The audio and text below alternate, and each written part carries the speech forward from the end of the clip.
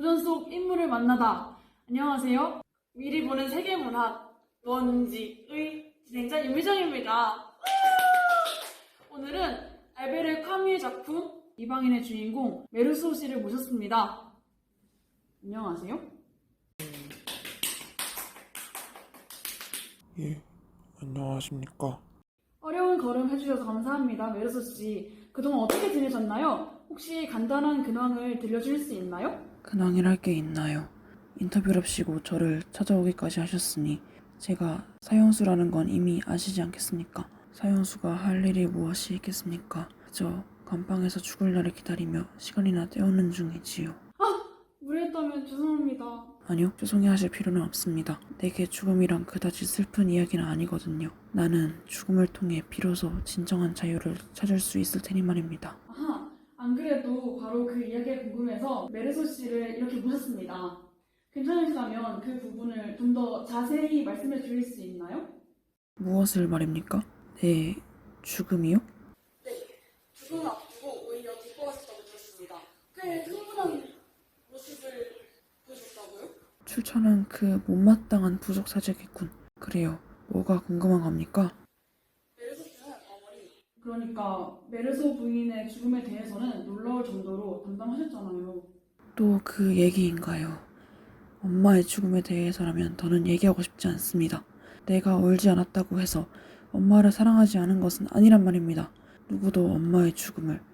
젠장! 도대체 언제까지 이 이야기를 해야 하지? 아니요, 메르소 씨. 메르소 부인의 죽음을 여쭤보려는 것이 아닙니다. 부인과 메르소 씨의 삶을 분리해서 보셨다는 것을 저희도 잘 이해합니다. 다만 저희가 궁금한 것은 삶에 대해 꽤나 무심해 보이셨던 메르소 씨가 본인의 죽음에 대해서는 강렬한 감정을 느끼신 이유입니다.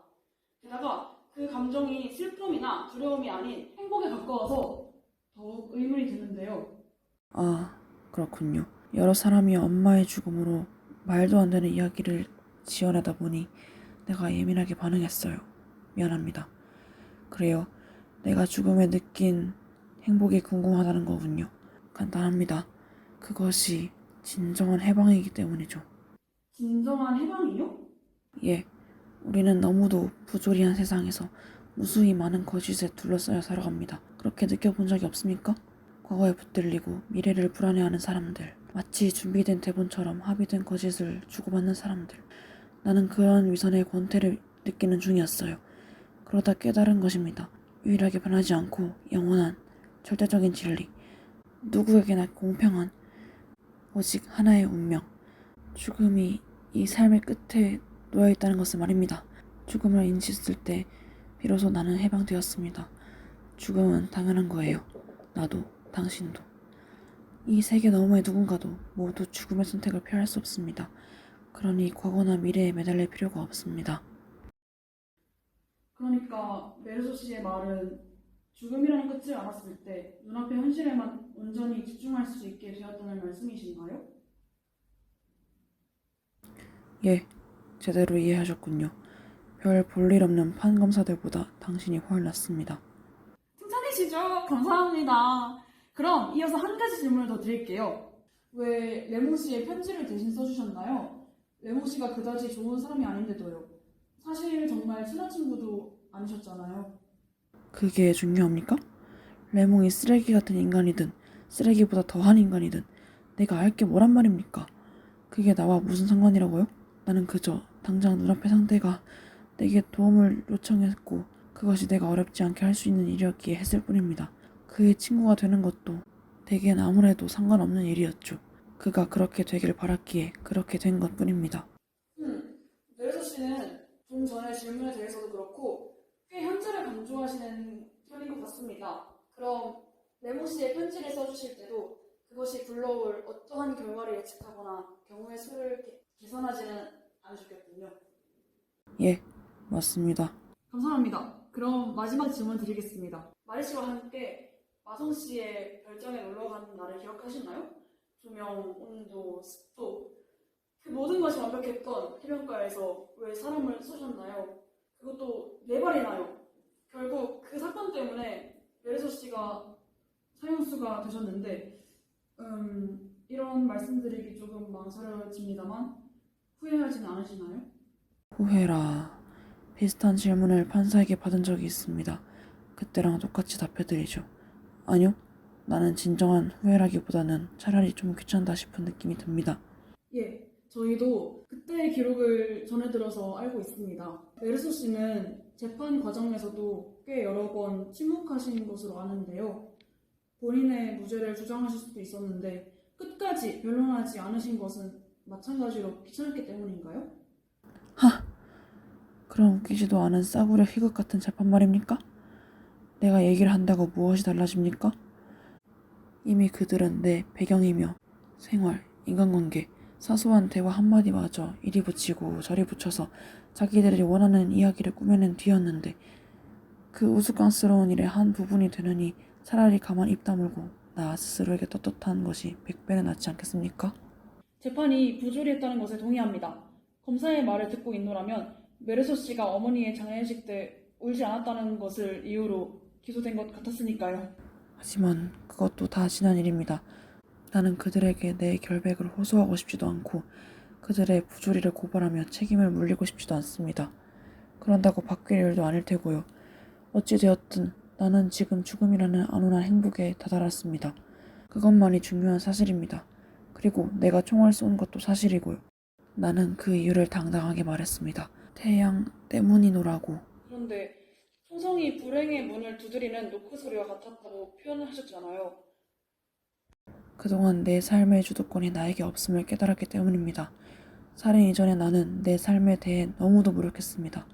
한때는 나도 꿈이 있었고 야망이 있었지만 살다 보니 그런 게 다 무슨 소용인가 싶더군요. 하루하루 그저 흘러가는 대로 살았습니다.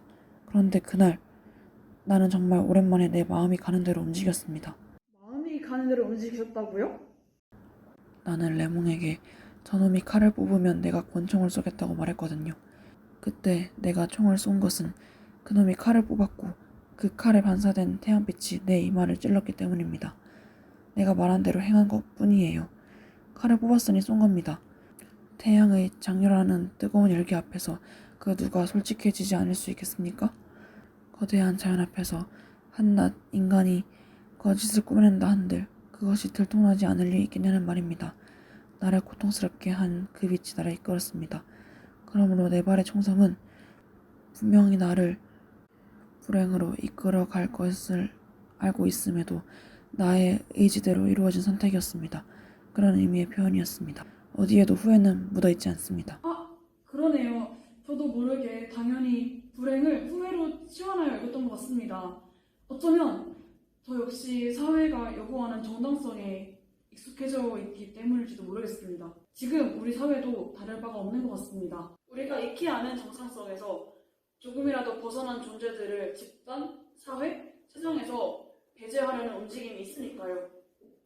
지금 당신이 살고 있는 세상도 내 세상과 다를 바 없다니 참 안타까운 일입니다. 결국 삶의 끝에는 죽음만이 남아있다는 사실을 알고도 똑같이 행할 수 있을지 궁금해지는군요. 질문은 여기까지입니까? 조금 피로해져서 이만 돌아가고 싶은데요. 메르소 씨, 이 정도면 저희 시청자분들께서도 메르소 씨에 대해서 충분히 알게 되셨을 것 같아요. 마지막으로 여기 카메라를 보시면서 세계 너머의 사람들에게 한마디 해주시겠어요? 모든 인간은 사형수다. 이 사실을 기억하기를 바랍니다. 나는 죽음 앞에서 생의 의미를 느꼈지만 이것 또한 나의 이야기가 아니겠습니까? 내 이야기를 듣고 동의가 되었든 다른 의견이 생겼든 그것 또한 여러분의 이야기가 아니겠습니까? 자신의 삶을 사십시오. 불행의 노크 소리가 들리기 전에 진정한 삶의 의미를 깨달으십시오. 내가 할 수 있는 말은 이것뿐입니다. 좋은 말씀 감사합니다. 메르소 씨의 이야기에 저희를 덧붙여보자면 자기 선택에 책임을 지는 사람, 부끄럽지 않은 삶을 사는 우리가 되었으면 좋겠네요. 그럼 저희는 여기서 인사 나누겠습니다. 메르소 씨, 오늘 감사했습니다. 가시는 길 조심히 돌아가시길 바랍니다. 예, 안녕히 계시지요. 우리가 고전을 읽는 이유, 그것은 바로 사유의 힘을 기르기 위함입니다. 이방인을 통해 삶의 가치와 바람직한 사회의 모습에 대해 고민해 볼 수 있었는데요. 이번 만남을 준비하면서 저희는 이방인 속에 묘사된 세상이 지금과 비슷하다고 느꼈습니다. 선동과 날조, 편 가르기, 나와 다르다는 이유만으로, 내가 아는 정상에 미치지 못한다는 이유만으로 우리는 너무 많은 재판을 하고 있지는 않나요? 그렇게 개인의 삶에서도 공동체 사회에서도 소외되며 어디에도 속하지 못하는 이방인들을 감옥에 보내고 있지는 않나요? 어쩌면 우리는 수많은 메르소들을 우리의 손으로 만들어내고 있는 것은 아닐까요?